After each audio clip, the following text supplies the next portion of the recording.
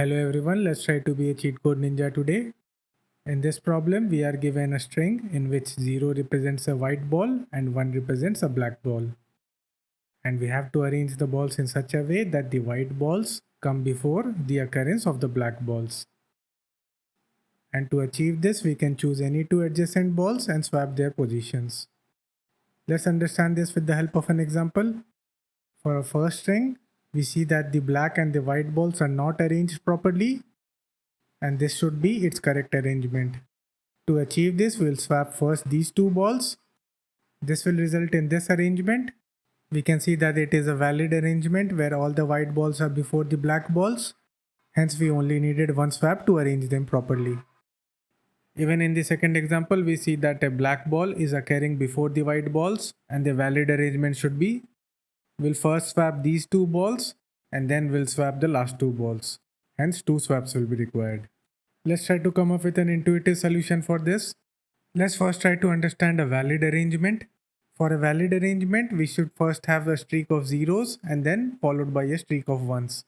So if we were to add zeros at the last position, it will still be a streak of zeros, hence it will be a valid arrangement. Now let's look at a case when we add 1 at the last position. It will now become a streak of zeros followed by a streak of ones, and this will still be a valid arrangement.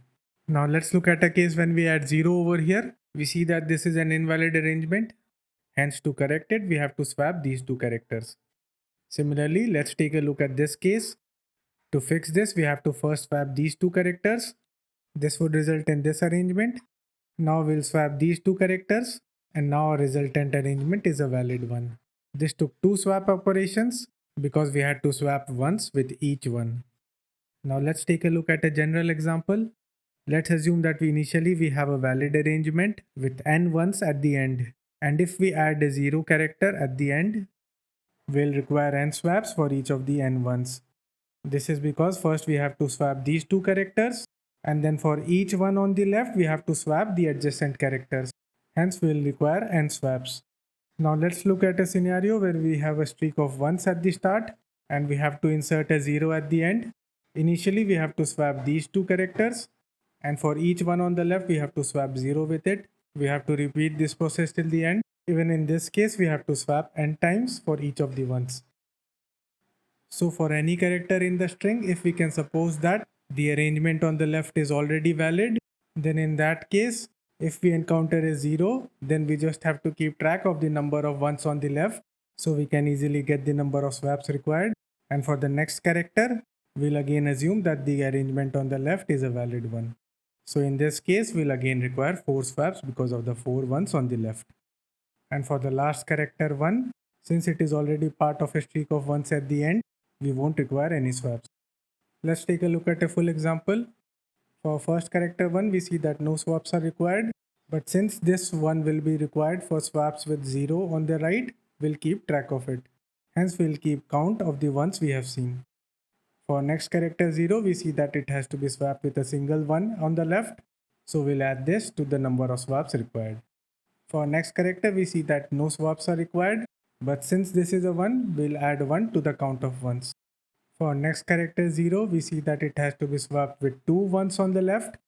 So we'll add 2 to our answer. For next character, we'll add 1 to the count of ones. This time we encounter 0, so we have to swap it with 3 ones. So we'll increment 3 to our answer to make it 6. We see a 0 again, so we'll have to again add 3 to our answer. We see a 1, so we'll increment the count of ones. This time we'll add 4 to our answer. Again we'll add 4 to our answer.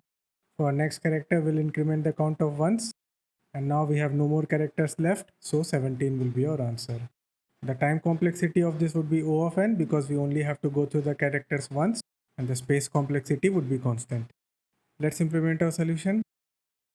We'll keep a variable to track the number of blacks or ones we have seen, and we'll initialize it to 0. We'll also define a variable for a result and initialize it with 0. And now we'll go through each character in this string and we'll check if our character is 1, which means it is black. Then we'll increment the count of blacks by 1. Now we'll handle the case when we encounter a 0. In that case, we'll add to our result the number of blacks that we have seen on the left. And once we are done with all the characters, we can return our answer. We are done with our solution. Let's submit it. If this video was helpful, please leave a like and subscribe to the channel. If you have any doubts or feedbacks regarding this solution, please mention in the comments. Thank you for watching and see you soon.